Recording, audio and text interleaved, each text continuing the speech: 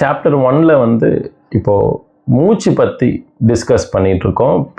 பிணத்தை பற்றியும் தூங்கிக்கின்ற நிலையை பற்றியும் என்ன வித்தியாசம் அப்படின்னு பார்த்தா, தூங்கிட்டு இருக்கிற ஒரு நபருக்கு வந்து மூச்சு இருக்குது. இறந்து போனவங்க நம்ம எப்படி சொல்லுவோம் அப்படின்னா, மூச்சு இல்லைன்னா அவங்க இறந்து போயிட்டாங்க. அதில் because it has no life breath. Now when a person sleeps, does the breath flows in and out?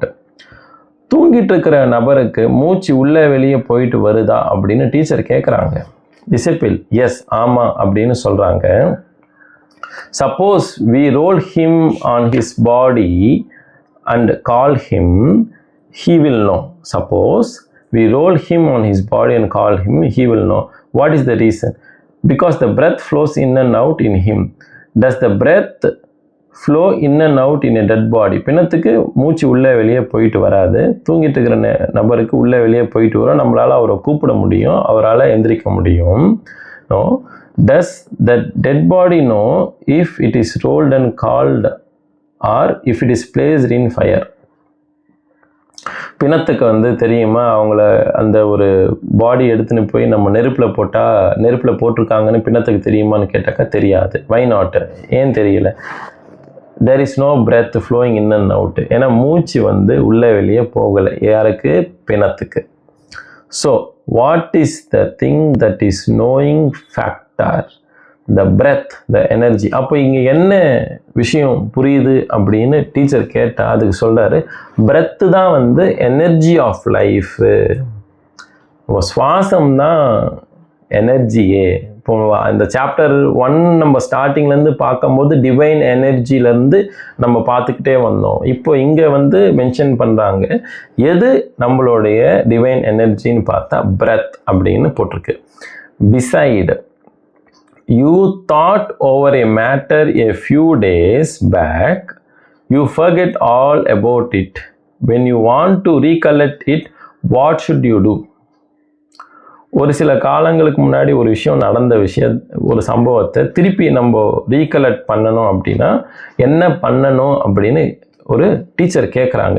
ஒரு விஷயத்தை நீங்கள் திருப்பி ஞாபகப்படுத்திக்கணும் அப்படின்னா என்ன பண்ணணும் அப்படின்னா, I must think about it. நான் அதை பற்றி யோசிக்கணும் அப்படின்னு ஸ்டூடெண்ட் சொல்கிறாரு. When you are recollect it, does your கதி gets out or does it get concentrated within you? நீங்கள் அதை ரீகலெக்ட் பண்ணும்போது கதி வெளியே இருக்குமா இல்லைன்னா நமக்குள்ள கான்சென்ட்ரேட் ஆகியிருக்குமா அப்படின்னு டீச்சர் கேட்குறாங்க. அதுக்கு student, it does not go out but it gets concentrated in me. எனக்குள்ளே இயங்கிட்டு இருக்கும் அப்படின்னு சொல்கிறாங்க. When you are immersed in deep thoughts, in such deep thoughts, so do you recognize a person if he were to come in front of you? இப்போ நீங்கள் ஆழமான ஒரு சிந்தனையில் இருக்கும்போது உங்களுக்கு முன்னாடி ஒரு நபர் வந்தாக்கா நீங்கள் உடனே அந்த நபர்கிட்ட பேச முடியுமா, ரெக்கக்னைஸ் பண்ண முடியுமா அப்படின்னு கேட்குறாரு டீச்சர். அதுக்கு ஸ்டூடெண்ட் இல்லை, முடியாதுன்னு சொல்கிறாங்க. Why is it so?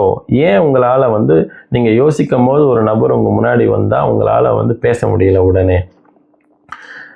ஏன்னு கேட்டால் student, that is due to my thoughts, என்னோட எண்ணங்கள், which at that time instead of wandering elsewhere were concentrated within me. நான் வந்து என்னோட எண்ணங்கள் எனக்குள்ளேயே அடங்கி கான்சென்ட்ரேட் ஆகிருக்கு, எனக்குள்ளேயே ஏங்கிட்டு இருக்கு. அதனால என்னால் வந்து கிரகிக்க முடியல வெளியே யார் வந்தாலும் அப்படின்னு சொல்கிறாங்க. டீச்சர் சொல்கிறாரு, but when you R conversing with a person on a certain topic, if a person goes in front of you, do you see him and recognize him? நீங்கள் ஒரு நபர்கிட்ட பேசிகிட்டு இருக்கீங்க, அந்த நேரத்தில் உங்களுக்கு முன்னாடி இன்னொரு நபர் போகும்போது உங்களால் அவங்கள கணிக்க முடியுமா, ரெக்கக்னைஸ் பண்ண முடியுமான்னு கேட்டாக்கா ஆமாம் அப்படின்னு டிசிபிள் சொல்கிறாங்க. What was the reason? ஏன், எதனால? Were you not thinking on a topic of a conversation. நீங்கள் ஒரு விஷயத்தை பற்றி பேசிகிட்டு இருக்கீங்க, அந்த நேரத்தில் மட்டும் உங்களால் பார்க்க முடியுமான்னு கேட்டால் ஆமான்னு சொல்கிறாங்க. என்ன காரணம் அப்படின்னு கேட்டால் டிசிபிள் சொல்கிறாரு, yes but my mind was spread outside. என்னுடைய மைண்டு வந்து வெளியே இருக்கு. நான் ஒரு நபர் கூட பேசும்போது என்னுடைய மைண்டு வந்து வெளியே இருக்கு. இந்த former sees my mind was concentrated within myself, hence I was not able to see or know the person in front of me. இதுவே என்னுடைய மைண்ட் வந்து எனக்குள்ளேயே அடங்கி இருந்தால், concentrated within myself, எனக்குள்ளேயே இயங்கிட்டு இருந்தால், அப்போ என்னால் எனக்கு முன்னாடி எந்த நபர் போனாலும் எனக்கு அவங்கள கணிக்க முடியல, யார் போகிறாங்க அப்படின்னு கிரகிக்கவே முடியலை, ரெக்கக்னைஸ் பண்ண முடியல, பார்க்க முடியல, பேச முடியல அப்படின்னு சொல்கிறாங்க. What was the reason of your mind getting concentrated without spreading outside? என்ன காரணம், என்ன reason your mind getting concentrated, வெளியே போகாமல் இருக்கிறதுக்கு என்ன காரணம்னு டீச்சர் கேட்குறாங்க. My mind was deeply thinking over one point and hence it was under control. அந்த மைண்டு வந்து வெளியே போகாமல் ஒரு விஷயத்தை நோக்கியே, ஒரு பாயிண்ட் நோக்கியே இருக்கு. And it was my under control, எனக்குள்ளே இருக்கு, என்னுடைய கண்ட்ரோலில் இருக்கு.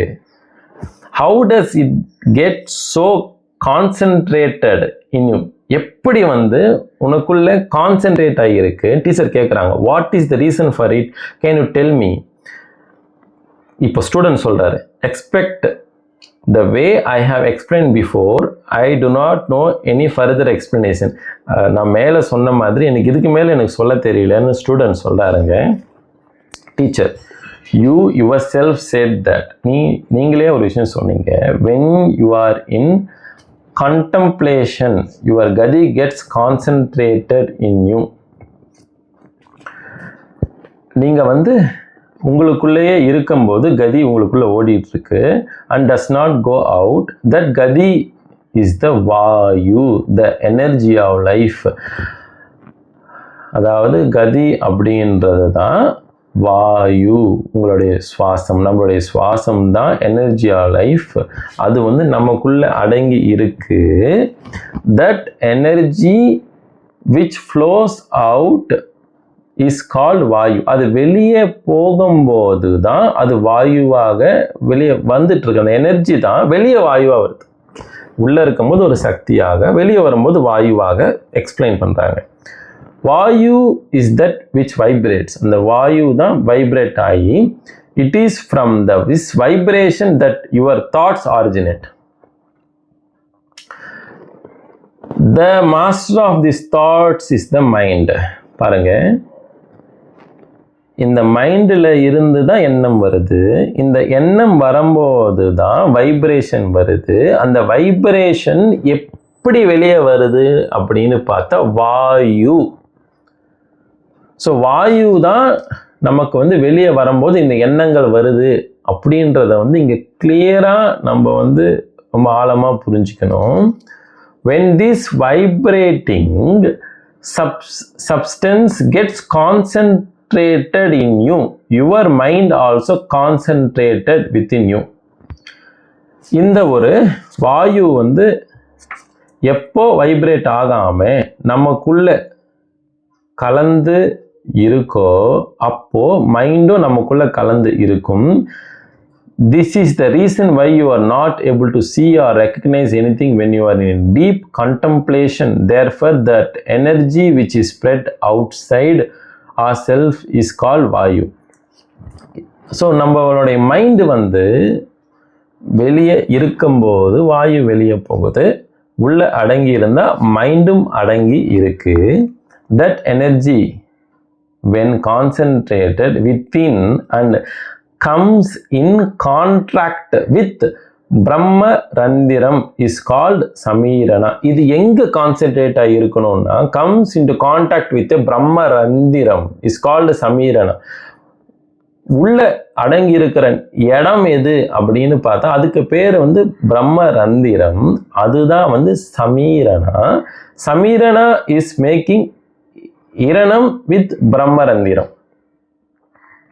சமீரணா அப்படின்னா பிரம்மரந்திரத்தோடைய கனெக்ட் பண்றது தான் சமீரணா.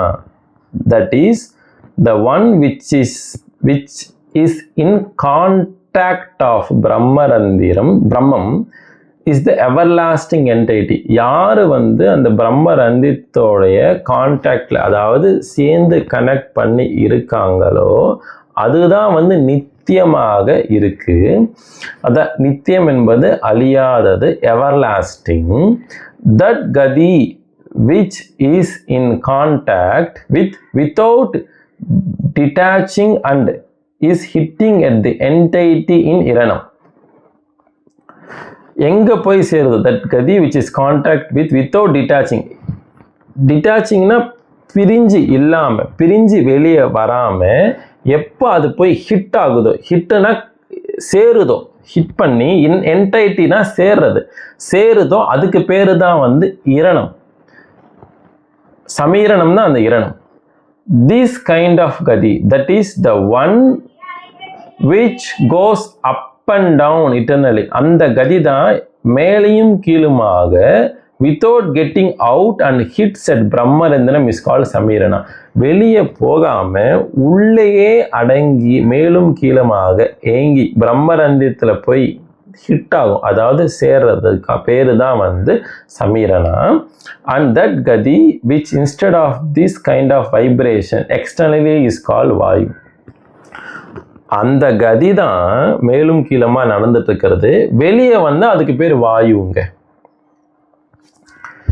thus it could be seen when the energy of self concentrated within ourselves, there is no state of existence, and that all states of existence originate with the vibration and flow of self outside.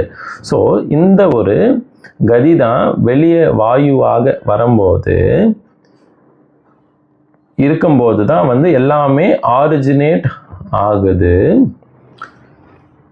இதுவே அந்த energy self concentrated within our self நமக்குள்ளேயே இருந்தா no other state of existence, எந்த ஒரு எக்ஸிஸ்டிங்குமே கிடையாது. எக்ஸிஸ்டிங்னா நம்ம முதல்ல பார்த்த மாதிரி எந்த ஒரு எக்ஸிஸ்டிங்னா இங்கே இல்லவே இல்லாதது, எதுவுமே இல்லாதது, nothingness. with the vibration and flow of self outside, but it is only when this vibration is concentrated with inside us we become alert and we are able to think and recollect.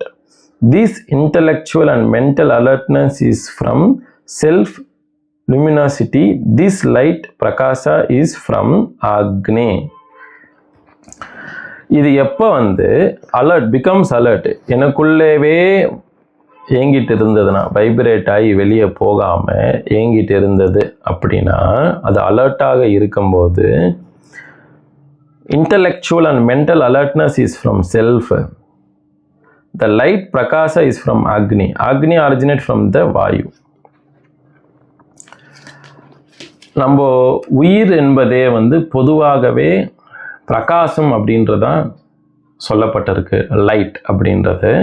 இதுதான் வந்து ஆக்னி. அந்த ஆக்னி தான் வந்து originate from the வாயு. அப்போ வாயு தான் வந்து ஒரு பேஸே வந்து வாயு தான். அந்த வாயுவில் இருந்து தான் ஆக்னி வந்திருக்கு. அந்த ஆக்னி தான் பிரகாசமாக இருக்கு. அப்போ அந்த இதெல்லாமே எங்கே இருக்குது? வாயு நமக்குள்ளே தான் இருக்குது. அப்போ பிரகாசம் எங்கே இருக்குது? நமக்குள்ளே தான் இருக்குது. இது வைப்ரேட் ஆகி வெளியே வரும்போது தான் இந்த உலகம் உருவாயிருக்கு. Prakasam and Arivu gets controlled within itself, we get alertness. Then what is the entity called Arivu? இப்போ பிரகாசமும் அறிவும் நமக்குள்ள வாயுவாக என்டைட்டி கண்ட்ரோலாக இருக்கும்போது இங்கே அறிவு என்பது என்ன அப்படின்னு கேட்குறாங்க. அதுக்கு ஸ்டூடெண்ட் சொல்கிறாரு, இட் இஸ் ஜீவசக்தி, த எனர்ஜி ஆஃப் லைஃப். அப்போது ஸ்டூடெண்ட் சொல்கிறாரு, அப்போ வந்து இது எல்லாமே நமக்குள்ளே அடங்கி இருக்கும்போது தான் நம்மளால் உணரவே முடியுது. அப்போ எது நமக்குள்ளே இருக்கிறது அப்படின்னு கேட்டாக்கா ஜீவசக்தி, த எனர்ஜி ஆஃப் லைஃப். இப்போ டீச்சர் சொல்கிறார், when this entity which is அறிவு the Jiva Shakti vibrates and flows out from us as Vayu. It is called Maya. ஒரு எக்ஸ்பிளனேஷன், எண்ட் எக்ஸ்பிளனேஷன் இது கிளியராக இருக்கும் பாருங்க.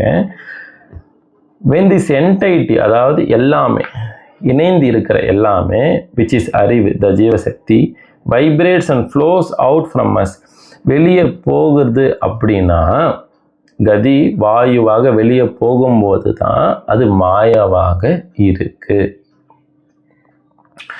ஏன்னா அங்கே கிரியேஷன் வந்துடுச்சு. That is why it is said that Maya is what that becomes not. Here, what means the arivu? That arivu which gets destroyed out in form of Vayu is called Maya. Jiva Shakti ஆகிய வாயு உள்ள அடங்கி இருந்தா அந்த அறிவு இருக்கு. இதுவே வெளியே போயிடுது அப்படின்னா அப்போ அது மாயாவாக நமக்கு இருக்கு. That is why it is said that Maya is of the self and it originates from within self. அதனால தான் மாயா என்பது செல்ஃப்ல இருந்து தான் வெளியே வந்திருக்குன்னு சொல்ல காரணம். What do you think this self means? Self means ourself. So where from does this Maya originate? From ourself. So Maya has originated in this way.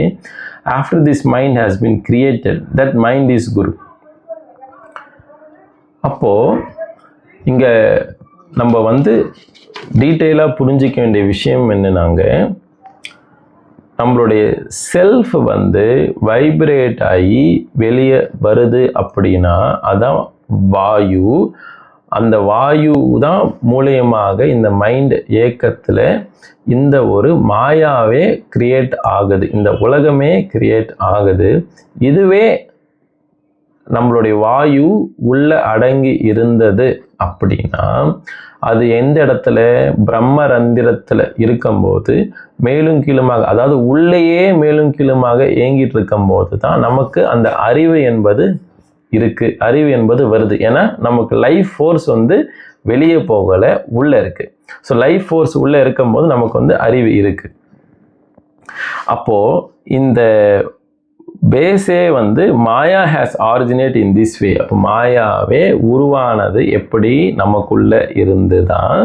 After this mind has been created, that mind is guru. அப்போ mind தான் குரு. ஆனால் எப்படி நம்ம concentrate ஆகி இருக்கும்போது, அதாவது இந்த அடங்குதல்ல இருக்கும்போது தான் அந்த மைண்டு குருவாக நமக்கு தெரியுது. எப்போ நம்மளுடைய கதி உள்ளேயே ஓடிட்டு இருந்தால், மூச்சு வெளியே வராமல், வாயுவாக வெளியே வராமல் இருந்தால். ஆத்ம நமஸ்காரம்.